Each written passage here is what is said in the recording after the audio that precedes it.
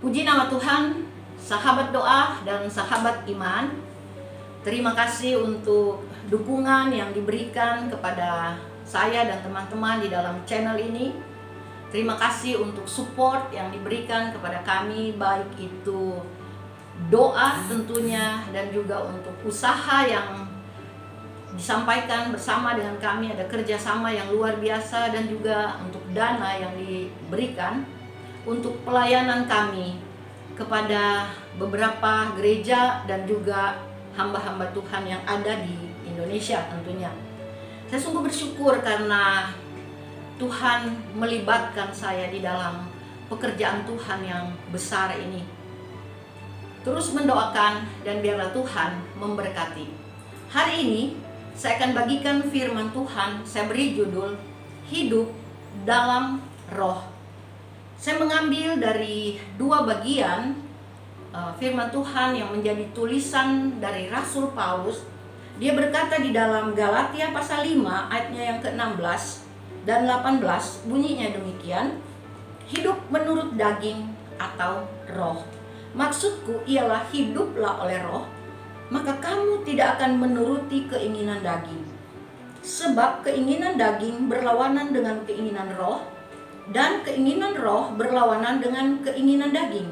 Karena keduanya bertentangan, sehingga kamu setiap kali tidak melakukan apa yang kamu kehendaki. Akan tetapi jikalau kamu memberi dirimu dipimpin oleh roh, maka kamu tidak hidup di bawah hukum Taurat. Galatia 5 ayat 16 sampai 18. Saya bacakan lagi di dalam Roma pasal 8 ayatnya yang ke-5 sampai ayatnya yang ke-8. Sebab mereka yang hidup menurut daging memikirkan hal-hal yang dari daging. Mereka yang hidup menurut roh memikirkan hal-hal yang dari roh. Karena keinginan daging adalah maut, tapi keinginan roh adalah hidup dan damai sejahtera.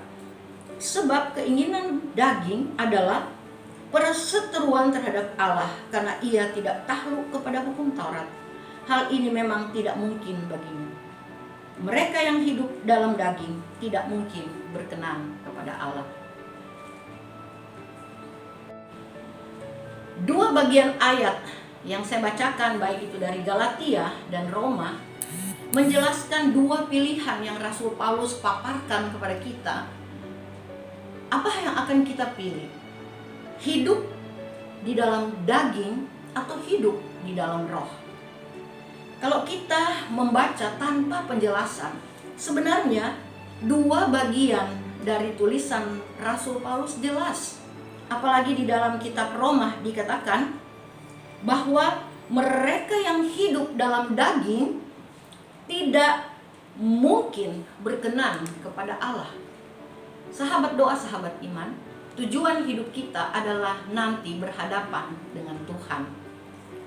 Kita ada di muka bumi ini merupakan satu tempat sementara. Kita adalah musafir di tempat ini.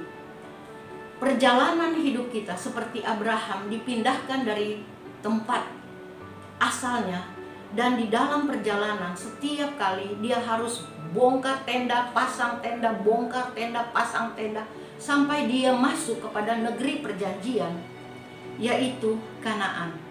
Kepada kita di dalam perjanjian yang baru, juga kita diminta untuk mempersiapkan diri kita di dalam perjalanan kehidupan kita. Bagaimana kita bisa ada di dalam Kanaan yang bakah, Kanaan yang kekal, Yerusalem yang baru, surga abadi. Di mana? Caranya bagaimana? Firman Tuhan berkata jelas, jangan hidup di dalam kedagingan. Ada banyak orang berpikir bahwa kedagingan itu berhubungan dengan percabulan, kecemaran, hawa nafsu, nafsu serakah, jahat, iri hati, penyembahan berhala, sihir. Saya tidak akan jelaskan itu. Tapi saya ingin mengajak sahabat doa dan sahabat iman untuk melihat bagian dari ayat ini. Coba kita lihat di dalam Galatia pasalnya yang ke-5, bagian akhir dari ayat yang ke-21 dikatakan dan sebagainya. Saya ingin mengupas kata dan sebagainya. Keinginan daging seperti apa? Dalam tanda kutip, orang-orang ada di dalam ketakutan, ada di dalam pemberontakan, ada di dalam perlawanan. Apakah itu termasuk keinginan daging? Ya, saya katakan, kalau tadi saya bicara tentang percabulan kah, apa kecemaran yang sudah disampaikan Rasul Paulus dalam surat Galati. Tapi saya ingin supaya kita melihat yang dikatakan dan sebagainya itu adalah apa? Ketakutan juga merupakan keinginan daging. Ketika kita takut berbuat baik, itu keinginan daging kan menguasai kita sehingga kita akan kalah. Orang yang hidup di dalam kedagingan, di dalam Roma, Rasul Paulus katakan, orang yang hidup di dalam daging menuju kepada kehancuran, menuju kepada maut, menuju kepada kebinasaan. Tapi orang yang mau berjalan di dalam roh, ada hidup, ada damai sejahtera. Nah, ini dua pilihan yang diberikan oleh Rasul Paulus kepada kita. Sahabat doa, sahabat iman, pernahkah kita takut? Semua kita pernah takut. Saya pernah takut. Saya sering, ya, dulu waktu saya belum sungguh-sungguh ada di dalam kuasa Roh Kudus, saya ada di dalam satu kuasa ketakutan. Saya berpikir takut itu wajar, ya. Tapi rupanya ketakutan itu kurang ajar, ya. Maaf dalam tanda kutip, karena ketakutan itu ditimbulkan oleh si jahat, ditimbulkan lewat kedagingan saya. Nah, saya ingin kita hidup berkemenangan di dalam roh. Bagaimana kita hidup berkemenangan di dalam roh?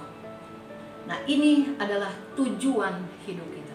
Kita akan mampu hidup berkemenangan kalau kita berjalan di dalam roh. Berjalan di dalam roh adalah dipimpin oleh roh, dituntun oleh roh, diarahkan oleh roh, dikuasai oleh roh. Roh apa? Roh Allah. Di dalam Yohanes 14 ayat 16, Yesus berkata, saya akan minta kepada Bapa untuk memberikan kepada kita, saya, semua sahabat, roh penolong. Roh Kudus adalah roh penolong.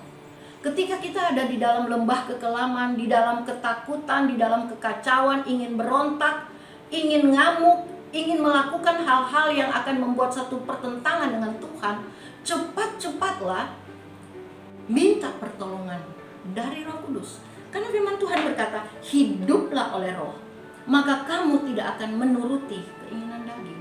Banyak orang kalah, banyak orang ingin berontak, banyak orang ingin marah, ya, karena mungkin tidak senang, tidak suka melihat sesuatu yang ada di matanya, tidak suka melihat kondisi yang terjadi di sekitarnya, merasa ada hal-hal yang ditolak, tidak diterima, mungkin gagasannya tidak diterima, mungkin usulannya tidak diterima, mungkin juga pendapatnya tidak didengar, malah diabaikan, sehingga itu membuat satu kesempatan atau celah yang dipakai oleh iblis untuk masuk di dalam kehidupan kita dan menguasai kedagingan kita.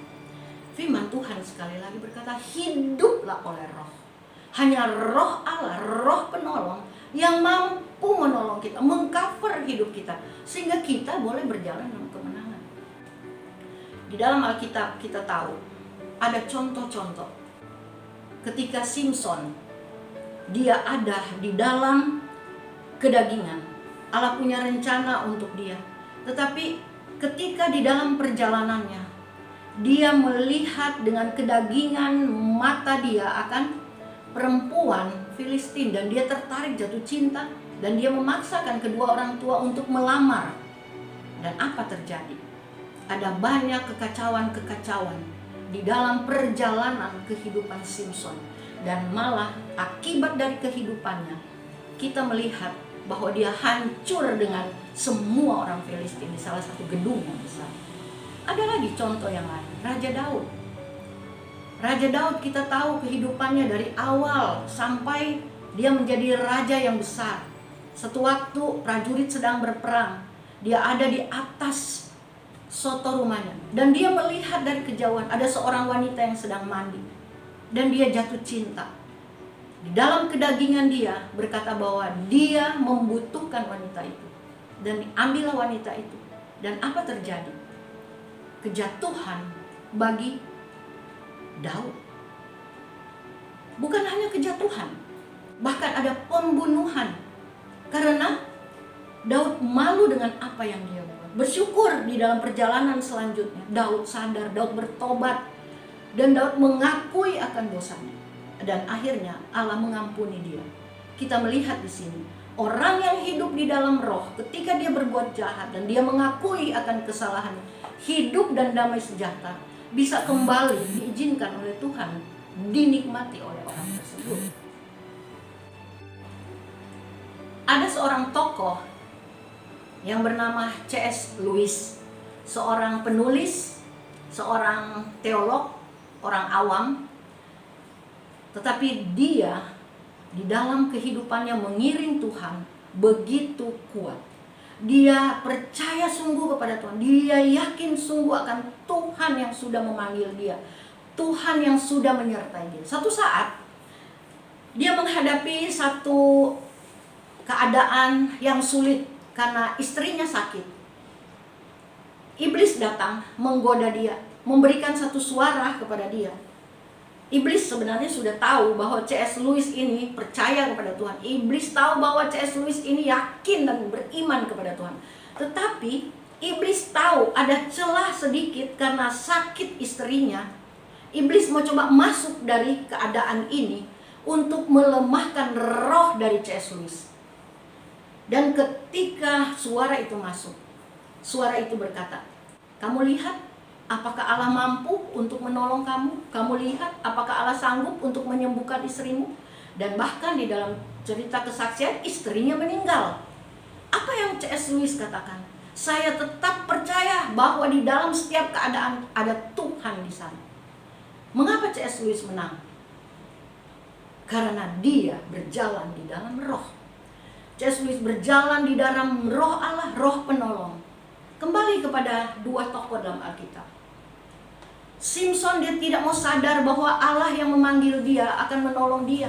Dia tetap larut di dalam kedagingan dan dia jatuh dan dia hancur. Raja Daud ketika dia sadar akan kesalahan dan kekeliruan dia kembali kepada Tuhan, minta dibaharui oleh Tuhan, dipulihkan oleh Tuhan, dan Tuhan mengampuni dan Tuhan memberkati Raja Daud, dan dia sungguh dipakai oleh Tuhan. Bagaimana kita? Apapun kondisi kita saat ini, apapun keadaan kita, kalau kita dalam keadaan kedagingan, ketakutan, pemberontakan, mau melawan Tuhan, mau mengganggu pekerjaan Tuhan, mau hidup di dalam hal-hal yang tidak berkenan, sadar, kembali kepada Tuhan, hidup di dalam roh. Hanya roh Allah, roh kudus yang mampu menuntun kita di dalam hidup dan damai sejahtera. Tuhan memberkati semua sahabat di mana saja berada. Amin.